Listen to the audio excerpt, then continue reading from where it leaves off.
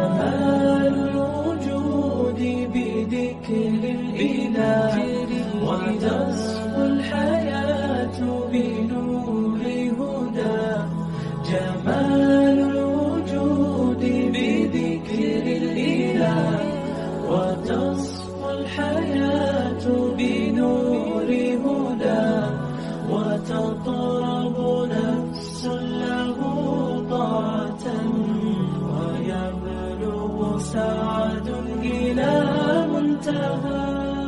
جمال الوجود بذكر الإله وتصفو الحياة بنور هدى. جمال الوجود بذكر الإله وتصفو الحياة بنور هدى. وتطرب نفس له طاعة ويبلغ سعد إلى منتهى.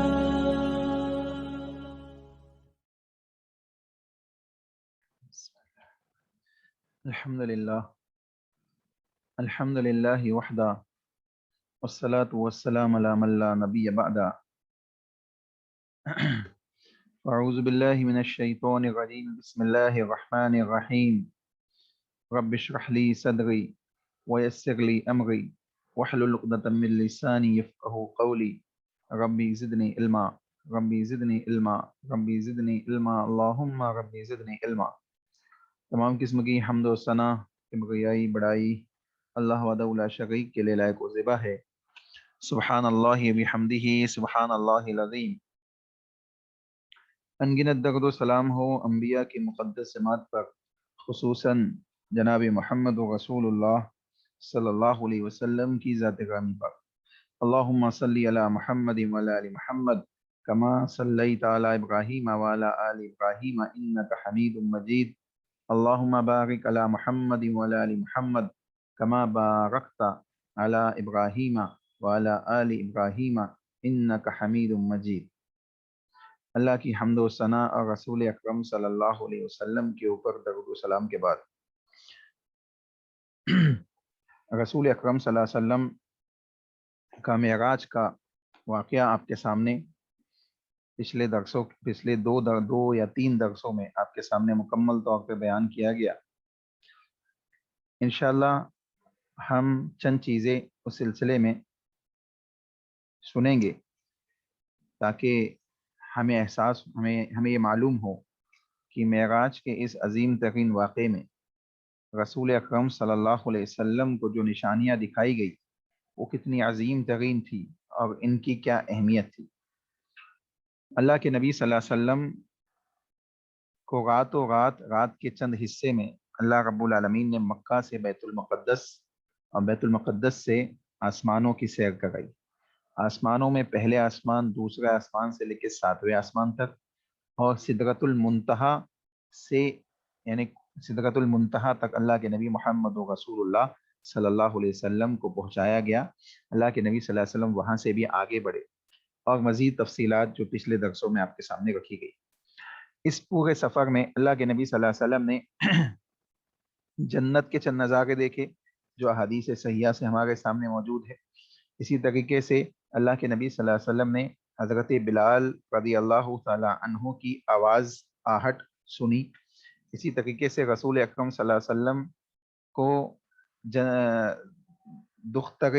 اللہ کے نبی صلی اللہ علیہ وسلم کو جہنم کے وحشت ناک اور دردناک مناظر بھی اللہ رب العالمین نے دکھائے، اور جہنم کے داروغہ سے بھی اللہ کے نبی صلی اللہ علیہ وسلم کی ملاقات ہوئی. یہ تمام چیزیں انشاءاللہ مختصر انداز میں آپ کے سامنے رکھی جائے گی.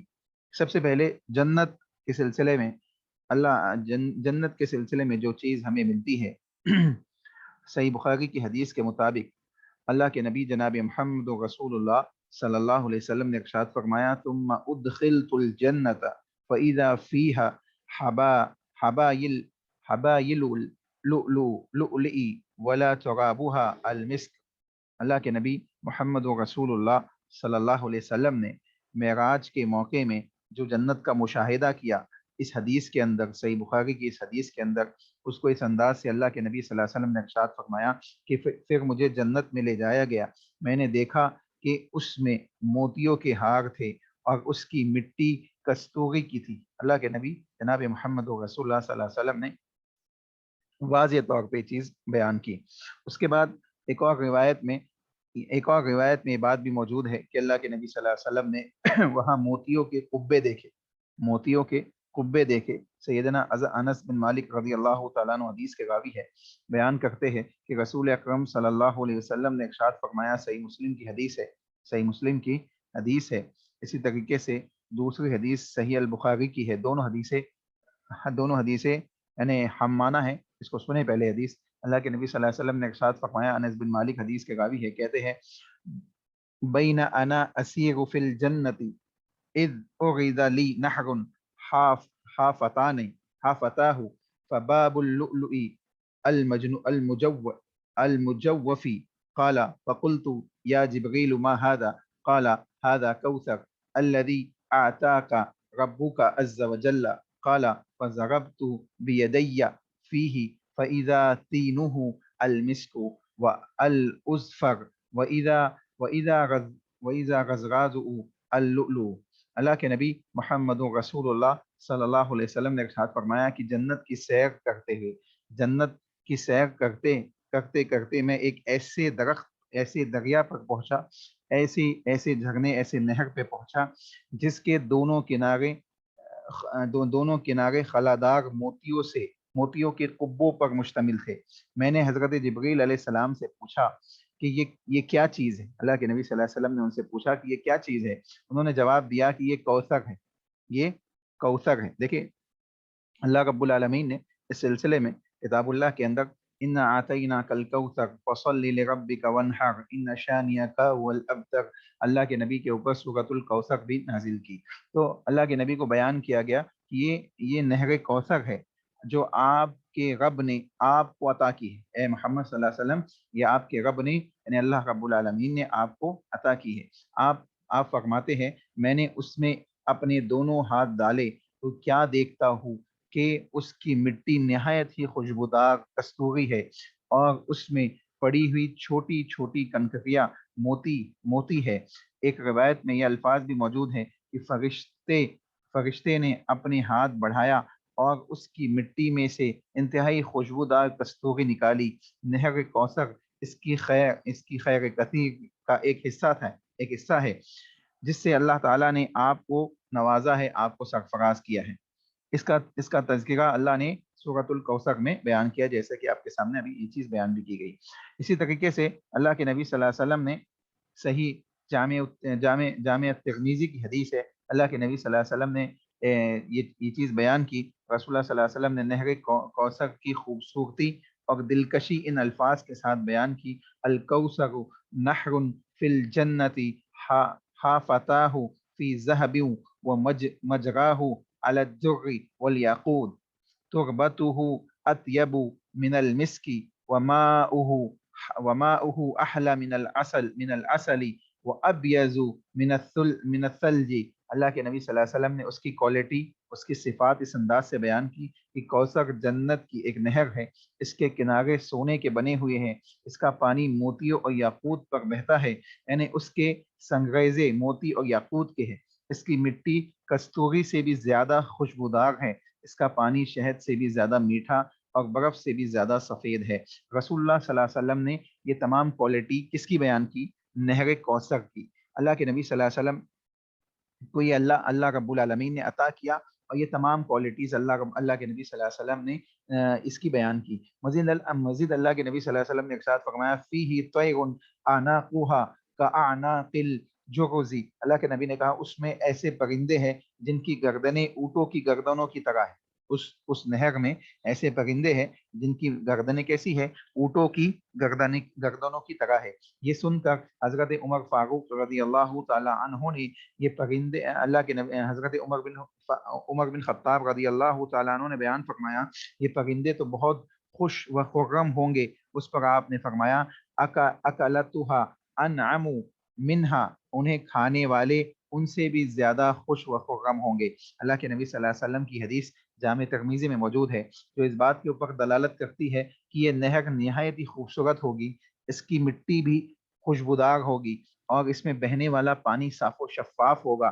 یہاں تک کہ اللہ کے نبی نے اس کی کوالٹی کیا کس انداز سے بیان کی کہ پاکیزہ، یعنی پاکیزہ ہوگا، خوشبودار ہوگا اور برف سے بھی زیادہ سفید ہوگا، ٹھیک ہے، شہد سے بھی زیادہ میٹھا ہوگا۔ آپ دیکھیں یہ کوالٹیز کون بیان کر رہے ہیں؟ رسول اللہ صلی اللہ علیہ وسلم کی یہ نہر کوثر کی کوالٹی ہے کہ اللہ کے نبی کہہ رہے ہیں کہ یہ تمام چیزیں اس نہر کے ساتھ، اس کوثر کے ساتھ جو اللہ نے اللہ کے نبی صلی اللہ علیہ وسلم کو عطا کیا ہے، اس کے ساتھ یہ کوالٹیز موجود ہوگی۔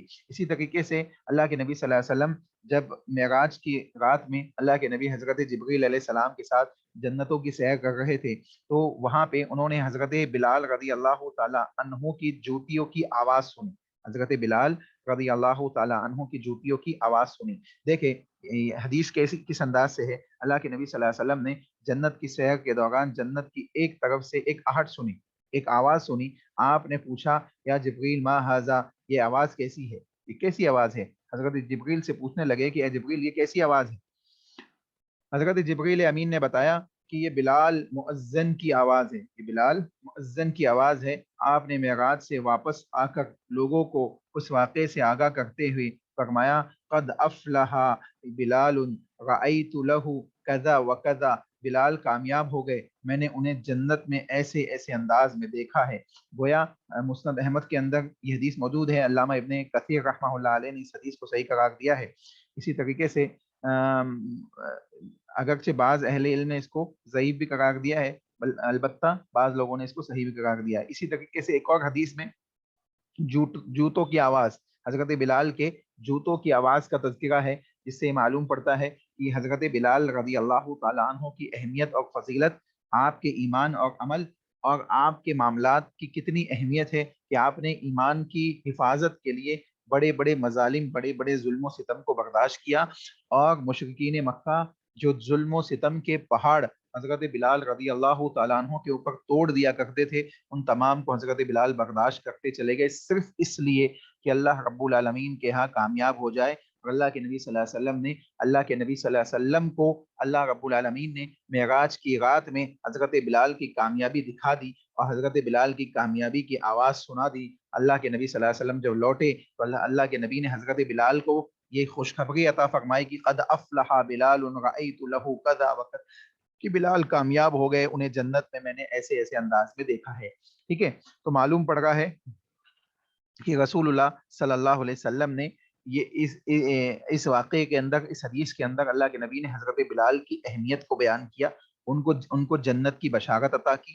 اس واقعے سے یہ اندازہ کیا جا سکتا ہے کہ حضرت بلال رضی اللہ تعالیٰ عنہ نے دین کی خاطر جو ہولناک تکلیفیں اور مشقتیں برداشت کی ہے، وہ انتہائی کٹھن حالات میں بھی جس بے مثال استقامت کے مظاہرہ کرتے رہے اور زبردست ظلم و ستم کی چکی میں پسنے کے باوجود جس طرح توحید ربانی کا ایمان افروز نعرہ احد احد بلند کرتے رہے، اس کے صلے میں اللہ رب العزت نے انہیں کس قدر عزت و عظمت، شرف و فضیلت اور بلند و مقام، شرف و فضیلت اور بلند مقام و مرتبے سے نوازا ہے، سرفراز کیا ہے۔ یہ اس بات کی دلیل ہے کہ اللہ رب العالمین اپنے بندوں کو ان کے اعمال اور ان کے عمل صالح کی جزا بہترین انداز میں ادا کرتا ہے۔ اس لیے اللہ نے کتاب اللہ کے اندر متعدد مقامات پہ یہ چیز بیان بھی کی کہ جو لوگ ایمان والے ہیں، عمل صالح کرنے والے ہیں، ان کا اجر عند ربہم، ان کے رب کے پاس ہے۔ اجرہم عند ربہم کے الفاظ کتاب اللہ کی متعدد مقامات پہ اللہ نے بیان کیے، جو اس بات کی دلیل ہے کہ اللہ رب العالمین نے اہل ایمان اور عمل صالح کو بجا لانے والے لوگوں کے ان کے اجر و ایمان، یعنی ان کے اعمال کی جزا کے طور پہ جنت کی بشارت اور ان کے اجر و ثواب کی تحفظ اللہ رب العالمین نے باقی رکھا ہے۔ اب چاہے دنیا جیسی ہی گزر جائے، انسان کو اللہ سے اگر صحیح امید ہے تو یقیناً انشاءاللہ اس کی وہ امید کے مطابق اور اس کے وہ اعمال کے مطابق اس کے معاملات بھی انشاءاللہ آسان ہوں گے۔ اسی طریقے سے اللہ کے نبی جناب محمد رسول اللہ صلی اللہ علیہ وسلم کی ایک لمبی حدیث ہے مسند احمد کی، اللہ کے نبی صلی اللہ علیہ وسلم نے دختر فرعون کی آیا دختر فرعون کی آیا کو بھی اللہ کے نبی صلی اللہ علیہ وسلم نے معراج کے موقع پہ رسول اکرم صلی اللہ علیہ وسلم نے اس کے سلسلے میں بھی جو باتیں بیان کی وہ بھی آپ کے سامنے چند مختصر انداز میں رکھتا چلوں تاکہ بات واضح ہو جائے۔ مسند احمد کے اندر حدیث موجود ہے، اللہ کے نبی جناب محمد و رسول اللہ صلی اللہ علیہ وسلم نے اس سلسلے میں یہ بات بیان کی، یعنی معراج کی ہی رات کا یہ واقعہ ہے کہ ایک جگہ رسول اللہ صلی اللہ علیہ وسلم بڑی خوشبودار مہک محسوس کی، اللہ کے نبی نے محسوس کیا کہ بہت خوشبو یہاں سے آ گئی ہے۔ آپ نے جبریل علیہ السلام سے پوچھا، یا جبریل ما هذه الراحیۃ الطیبہ، اے جبریل یہ کیسی خوشبودار مہک ہے؟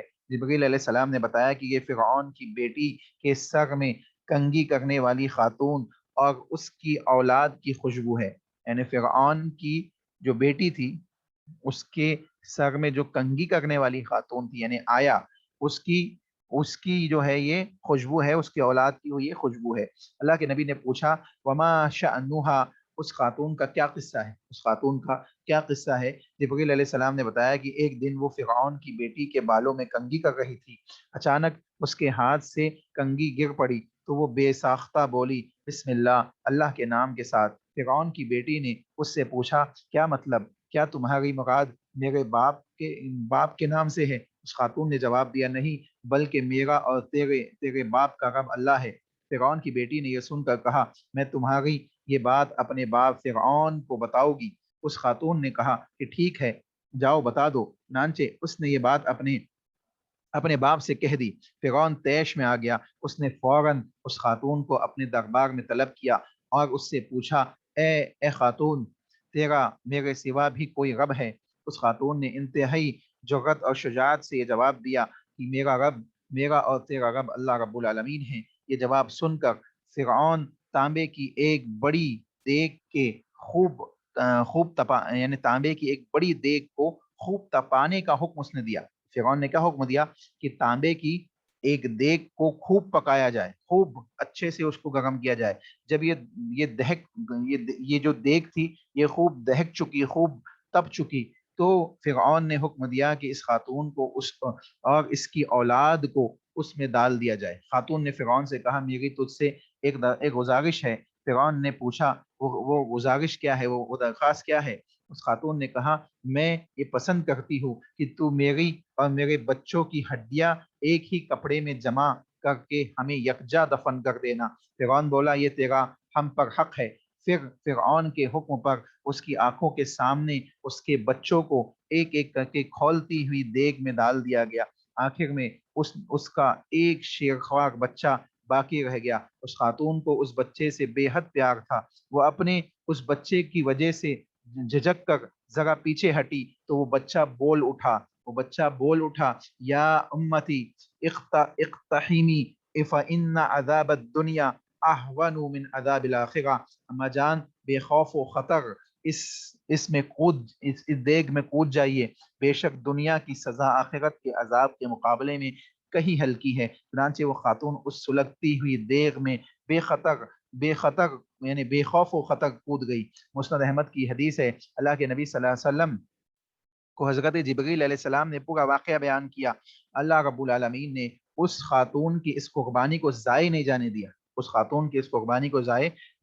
دیا، اور اللہ رب العالمین نے جنت میں اس کو وہ مقام و مرتبہ عطا کیا کہ اس کے یعنی اس کی جو مہک تھی وہ رسول اکرم صلی اللہ علیہ وسلم نے اس مہک کو محسوس کیا، اس کی خوشبو کو محسوس کیا، اور اللہ کے نبی صلی اللہ علیہ وسلم اللہ کے نبی صلی اللہ علیہ وسلم نے حضرت جبریل سے اس کا پورا واقعہ سنا، اور اللہ کے نبی صلی اللہ علیہ وسلم کو پورا واقعہ اس انداز سے بتایا گیا۔ تو معلوم پڑ رہا ہے کہ دیکھیں اس ظالمانہ دور میں بھی جس نے اپنے رب کی پہچان کر لی اور اپنے رب کو پہچان کر اس کے اوپر ایمان لا کر زندگی گزاری، چاہے اس کے لیے اس کو سزائے موت اور ظلم و ستم کے اس انداز سے اس کے اوپر ظلم و ستم ہی کیوں نہ کیے گئے ہو، اس نے وہ تمام چیزیں ایمان کے عوض میں برداشت کر لی اور ایمان کے عوض میں وہ تمام مظالم کو اس نے سہن کر لیا، تو دنیا کا عذاب تو ہلکا ہے، آخرت کا عذاب سخت ترین ہے۔ چنانچہ اللہ رب العالمین نے اس کے بچے کو بھی گویائی عطا کر دی، جو نومولود بچہ تھا۔ عام طور پہ جو نومولود بچے ہوتے وہ بول نہیں سکتے، لیکن احادیث کے اندر تقریباً 5 ایسے بچوں کا تذکرہ ہمیں ملتا ہے جنہوں نے نومولودگی کے عالم میں بولا، اور بولنے کے ساتھ انہوں نے اللہ رب العالمین کی نشانیوں کو ظاہر کیا، یعنی بولنا ہی، ان کا نومولودگی میں بولنا ہی اللہ کی نشانی ہے، اللہ رب العالمین کی ایک بڑی نشانی ہے، اور اس کے ذریعے سے انہوں نے اپنے جیسے والدہ کو، اس بچے نے اپنی والدہ کو، حضرت عیسیٰ علیہ السلام نے اپنی والدہ کو، اور اب ایک اور واقعہ جو کتاب اللہ کے اندر اللہ رب العالمین نے بیان کیا، وہاں پہ بھی ایک نومولود بچے نے بولا، جہاں لوگوں کو آگ میں ڈالا جا رہا تھا، گڑھا کھود دیا گیا اور آگ میں ڈال دیا گیا، وہ پورا واقعہ آپ کے سامنے سے پہلے آ چکا ہے، تو وہاں پہ بھی ایک بچے نے بولا۔ اسی طریقے سے وہ خاتون جو زناکار تھی، اور اس نے ایک عابد زاہد شخص کے اوپر تہمت ترازی کی، زنا کا الزام لگایا، وہاں بھی عدالت میں اللہ رب العالمین نے ایک بچے کو گویائی عطا کی۔ تو یہ تمام واقعات اس بات کے اوپر دلالت کرتے ہیں کہ وہ رب العالمین ہے، وہ جیسے چاہے معاملات کو انجام دے سکتا ہے، شرط یہ ہے کہ بندہ اپنے ایمان کی حفاظت کرے، اپنے ایمان اور عمل صالح کے ساتھ زندگی گزارے، اور اس ایمان کی حفاظت تا دم، یعنی تا آخری سانس تک اس کی حفاظت کرے، تاکہ اللہ نے کتاب اللہ کے اندر اس بات کو واضح طور پہ بیان کیا، یا ایھا الذین آمنوا اتقوا اللہ حق تقاتہ ولا تموتن الا وانتم مسلمون، ایمان والو، حق تقاتہ، ایسے اللہ کے تقوی کو اپناؤ جیسے اس کے اپنانے کا حق ہے، حق تقاتہ، ولا تموتن، اور تم انتقال نہ ہو جاؤ، الا وانتم مسلمون، سوائے اس حالت میں کہ تم مسلمان ہو، یعنی ایمان کی حفاظت کرتے ہوئے، ایمان کے ساتھ اس دنیا سے رخصت ہو، ایسے ہی اس دنیا سے رخصت نہ ہو جاؤ۔ تو معلوم پڑ رہا ہے کہ ایمان کے ساتھ، استقامت کے ساتھ اس دنیا میں زندگی گزارنا یہ بہت بڑا عمل ہے، اور بہت اللہ رب العالمین کے نزدیک قابل قبول عمل ہے، اور اللہ رب العالمین اس کے عوض میں اجر و ثواب سے بندوں کو نوازے گا۔ بات سمجھ میں آئی آپ لوگوں کو؟ یہاں تک کوئی سوال ہو کسی کا تو پوچھ لیجیے۔ جی، بات سمجھ میں آئی آپ لوگوں کو؟ جی الحمدللہ، ماشاء اللہ۔ کوئی سوال ہے کسی کا؟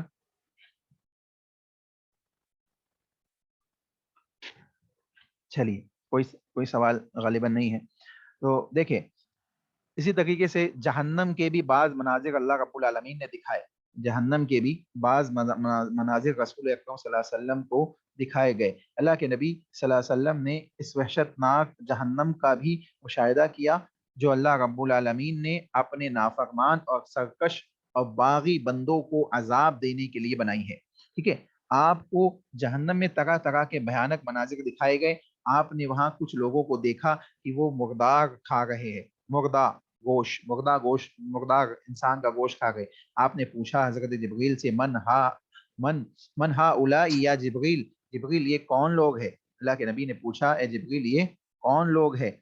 جبریل علیہ السلام نے بتایا کہ یہ وہ لوگ ہیں جو لوگوں کا گوشت کھایا کرتے تھے، جو لوگوں کا گوشت کھایا کرتے تھے۔ اللہ کے نبی صلی اللہ علیہ وسلم نے، یہ بات صحیح مسند احمد کی حدیث ہے، ایک اور حدیث میں رسالت مآب صلی اللہ علیہ وسلم نے اس کو اس الفاظ کے ساتھ بیان کیا کہ معراج کے موقع پر میرا ایسی قوم پر سے گزر ہوا جن کے ناخن تانبے کے تھے اور اپنے چہرے اور سینے نوچ رہے تھے۔ میں نے پوچھا جبریل یہ کون لوگ ہیں؟ انہوں نے کہا یہ وہ لوگ ہیں جو لوگوں کا گوشت کھایا کرتے تھے اور ان کی عزتیں مجروح کرتے تھے۔ یہ ان لوگوں کا انجام بیان ہوا ہے جو لوگ غیبت کے معاملات کو انجام دیتے۔ غیبت یعنی کسی کے عیوب کو اس کے پیٹھ پیچھے لوگوں کے سامنے بیان کرنا غیبت کہلاتا ہے۔ چنانچہ پیٹھ کے پیچھے ان کے عیوب و نقائص بیان کرتے اور ان کی عزت و وقار کو مجروح کرتے تھے اور انہیں ذلیل و رسوا کرنے کی کوشش کرتے تھے۔ اللہ رب العالمین نے کتاب اللہ کے اندر اس کو اس انداز سے بھی بیان کیا کہ وَلَا يَغْتَبْ بَعْضُكُمْ بَعْضًا أَيُحِبُّ أَحَدُكُمْ أَن يَأْكُلَ لَحْمَ أَخِيهِ مَيْتًا فَكَرِهْتُمُوهُ۔ اللہ نے بیان کیا اور تم میں سے کوئی دوسرے کی غیبت نہ کرے، کیا تم میں سے کوئی یہ پسند کرتا ہے کہ وہ اپنے مردہ بھائی کا گوشت کھائے؟ تو ظاہر ہے کہ تم اسے ناپسند کرتے ہو، یعنی اللہ نے واضح کر دیا کہ کیا تم اس بات کو پسند کرتے ہو کہ تم مردہ بھائی کا گوشت کھاؤ؟ تم اس کو پسند نہیں کرتے ہو تو پھر غیبت کیوں کرتے ہو؟ یعنی غیبت کو چھوڑ دو۔ تو معلوم پڑ رہا ہے کہ غیبت کرنے والے لوگوں کی سزا اللہ کے نبی صلی اللہ علیہ وسلم کو دکھائی گئی کہ یہ لوگوں کا گوشت نوچ رہے ہیں اور لوگوں کے گوشت کو کھا گئے ہیں۔ چنانچہ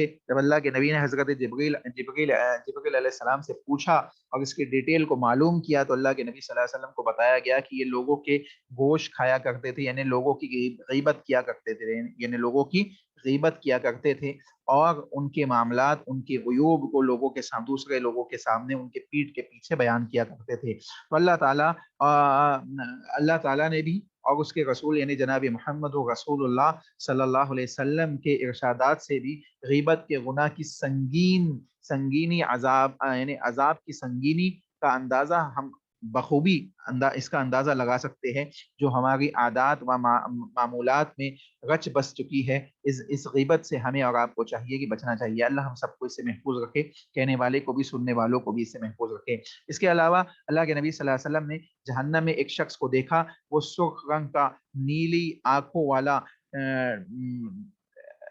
اور اسی طریقے سے پراگندہ حال آدمی تھا، لال رنگ کا تھا، نیلی نیلی آنکھیں تھی اس کی، ٹھنگنا یعنی ہائٹ اس کی کم تھی، اور یعنی پراگندہ کسے کہیں گے آپ، اس کو یوں سمجھ لیجیے جس کو آپ ساولا کہتے ہیں، ساولے رنگ کا۔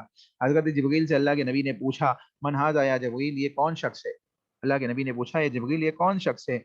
جبریل علیہ السلام نے بیان کیا یہ اللہ کے نبی حضرت صالح کی اونٹنی کا قاتل ہے، اللہ کے نبی حضرت صالح علیہ السلام کی اونٹنی کا یہ قاتل ہے۔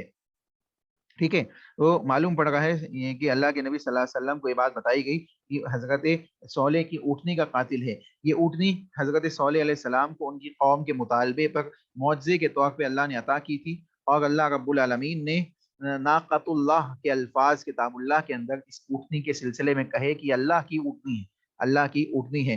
صالح نے اپنی قوم کو تاکید کی کہ اس اونٹنی کو اللہ کی زمین پہ آزادی سے چرنے پھرنے دے اور اسے کچھ نہ کہنا، اسے چھوڑ دو، اسے نہ چھیڑو، لیکن ظالموں نے اس اونٹنی کا کوئی احترام نہیں کیا بلکہ اسے قتل کر دیا۔ رسول اللہ صلی اللہ علیہ وسلم نے اس اونٹنی کے قاتل کا جہنم میں مشاہدہ کیا۔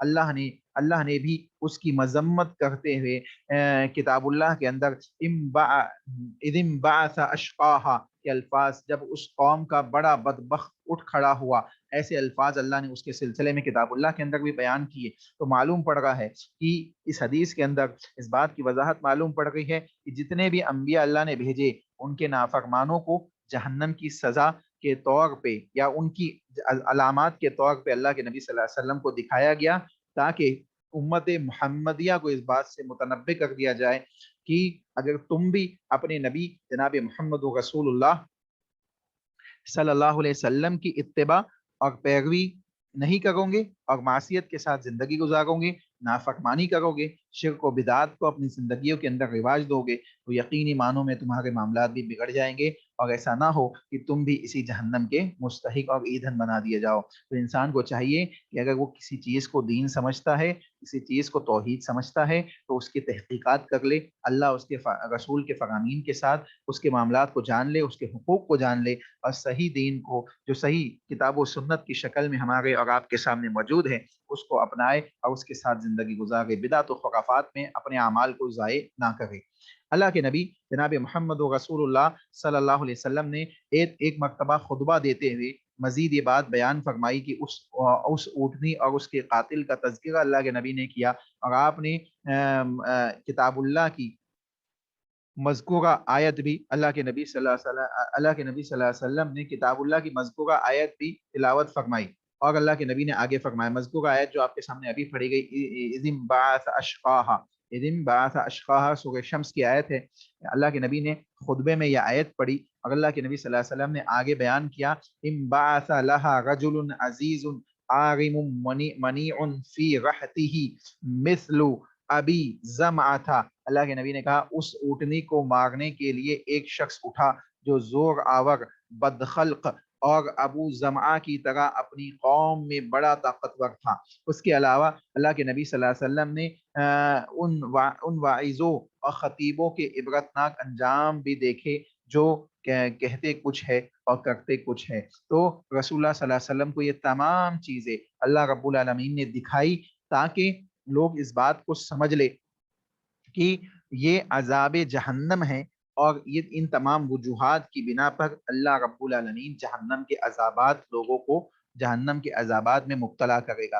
اسی طریقے سے معراج کے واقعے میں اللہ کے نبی صلی اللہ علیہ وسلم کو جہنم کے داروغہ سے بھی ملایا گیا۔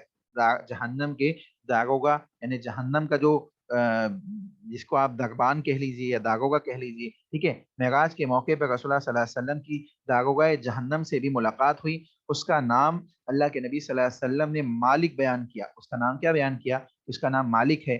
آپ صلی اللہ علیہ وسلم کو اس کا تعارف کراتے ہوئے بتایا گیا کہ یہ جہنم کا داروغہ مالک ہے، آپ اسے سلام کریں۔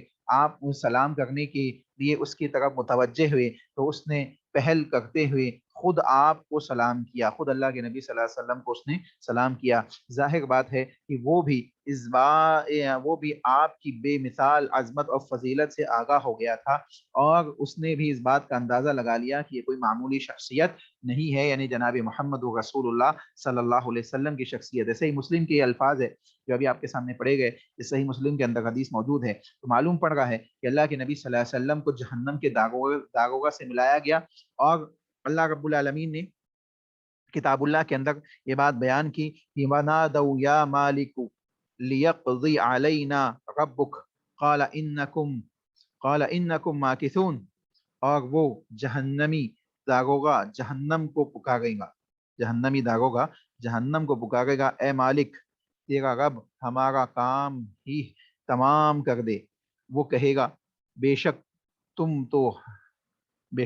تم تو ہمیشہ اسی عذاب میں مبتلا رہو گے، یعنی جہنمی جہنم کے داروغہ سے کیا کہیں گے کہ تو ہمیں ختم ہی کر دے، جان سے مار دے، جان سے ختم کر دے، اس عذاب میں کیوں مبتلا کرتا ہے، ہمیشہ کے لیے ختم کر دے۔ تو وہ جہنم کا داروغہ جو ہوگا وہ کیا کہے گا کہ بے شک تم ہمیشہ اسی عذاب میں مبتلا رہو گے۔ اسی سورہ زخرف کی آیت ہے جو اس بات کے اوپر دلالت کرتی ہے کہ اللہ رب العالمین نے بھی اس کا نام کتاب اللہ کے اندر یا مالک نام ذکر کیا، اور اس کو جہنم کے داروغہ کے طور پہ اہل علم نے بیان کیا، اور اللہ کے نبی صلی اللہ علیہ وسلم نے بھی صحیح مسلم کے اندر جہنم کے داروغہ کے طور پہ اس کو بیان کیا۔ ٹھیک ہے، تو یہاں تک بات سمجھ میں آئی؟ وقت ختم ہونے پہ ہے، یہاں تک بات سمجھ میں آئی آپ لوگوں کو؟ جی کوئی سوال ہے کسی کا؟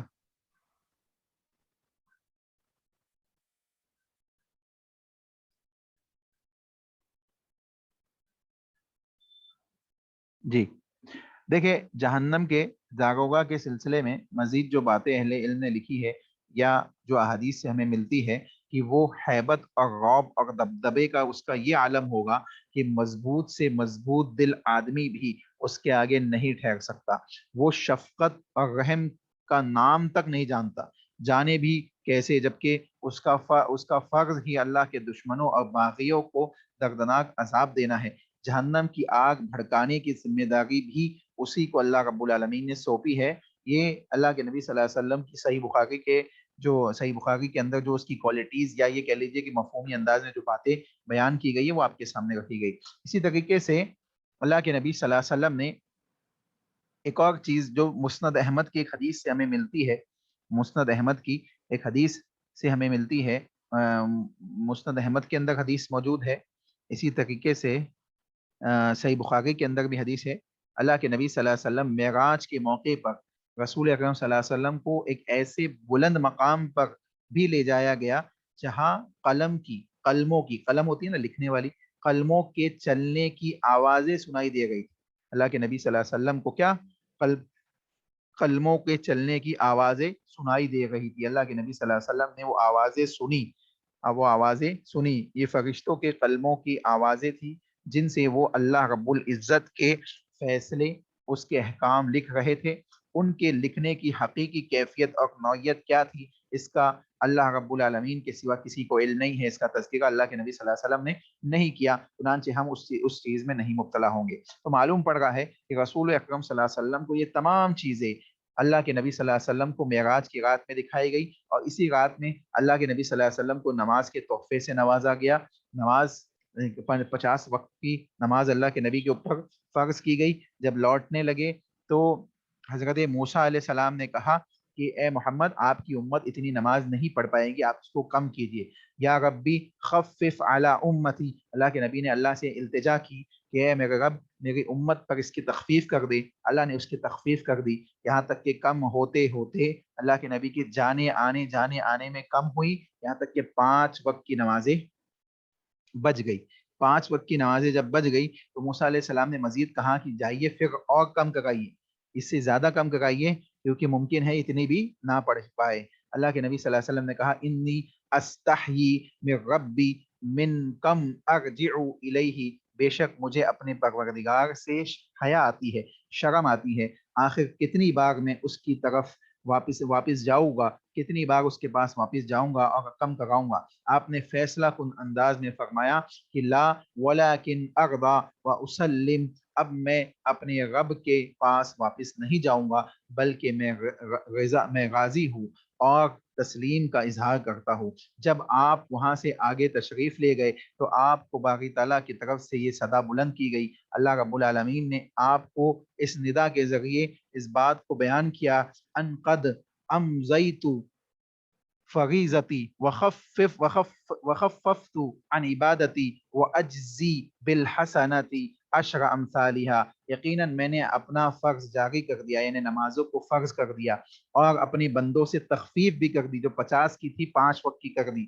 میں ایک نیکی کا 10 گنا بدلہ دوں گا، میں ایک نیکی کا 10 گنا بدلہ دوں گا۔ ایک اور روایت کے اندر جو الفاظ ہے، صحیح بخاری کے الفاظ ہے، صحیح مسلم میں بھی موجود ہے، مسند احمد کے اندر بھی موجود ہے، اللہ کے نبی صلی اللہ علیہ وسلم نے کہا اللہ رب العالمین نے ندا لگائی، یا محمد، اے محمد، بے شک یہ ہر دن رات میں 5 نمازیں، یعنی دن اور رات میں 5 نمازیں ہیں، ہر نماز کا ثواب 10 گنا ملے گا۔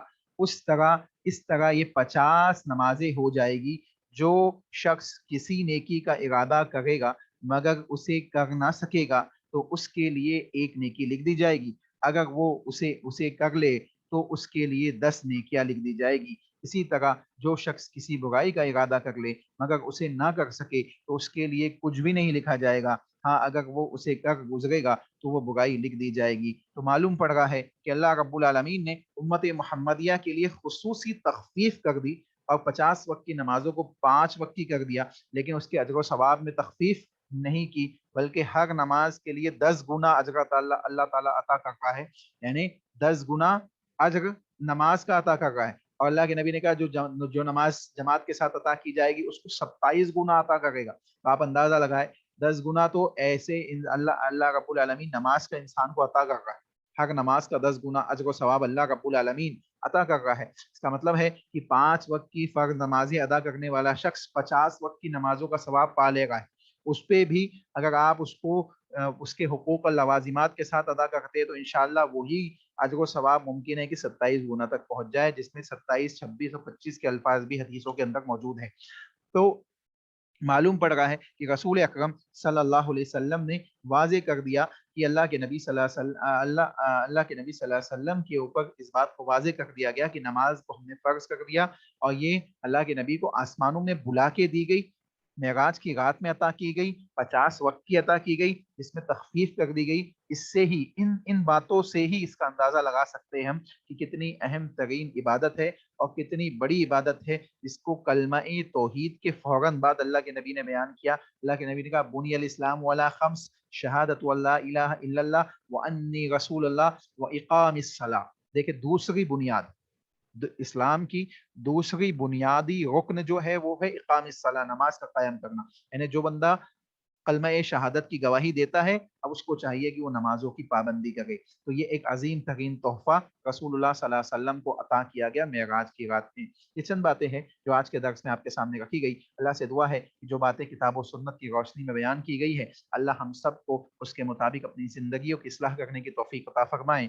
جو غلطی کوتاہیاں ہم سے ہوتی ہیں، جو گناہ سرزد ہم سے ہوتے ہیں، ان تمام گناہوں کو اللہ معاف کرے، ان تمام گناہوں کو اللہ پاک کو صاف کر دے، ان ہمارے نامۂ اعمال سے ان تمام گناہوں کو ایسے مٹا دے جیسے کبھی وہ گناہ ہوئے ہی نہ ہو۔ اللہ ہم گنہگار ہیں، خطا کار ہیں، لیکن تیری رحمت سے مایوس نہیں ہیں۔ اے اللہ ہم تیری رحمت سے امید رکھتے ہیں، تیرے اسماء و صفات کا تجھے واسطہ دیتے ہیں اور تجھ سے سوال کرتے ہیں کہ تو ہمیں جنت الفردوس میں جگہ عطا فرما، تو ہمیں جنت الفردوس میں جگہ عطا فرما، تو ہمیں جنت الفردوس میں جگہ عطا فرما۔ جہنم کی آگ سے ہم تمام کی حفاظت فرما، جہنم کی آگ سے ہم تمام کی حفاظت فرما، جہنم کی آگ سے ہم تمام کی حفاظت فرما۔ اے اللہ ہم گنہگار خطا کار ہے، دنیا و آخرت ہم پہ رحم فرما، آمین۔ اختتام مجلس کی دعا پڑھیے۔ سبحانک اللہم ربنا بحمدک اشہد ان لا الہ الا انت استغفرک و اتوب الیک۔ السلام علیکم ورحمۃ اللہ وبرکاتہ۔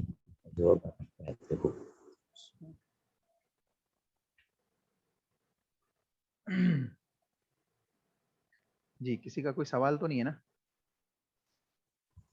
ٹائم ختم ہو گیا ہے اصل میں۔ جی جی جی ٹھیک ہے، ٹھیک ہے۔ آپ کوئی سوال ہو تو آپ مسجد میں پوچھ لیجیے گا، کوئی مسئلہ نہیں۔ ٹھیک ہے، جزاک اللہ خیر، السلام علیکم ورحمۃ اللہ۔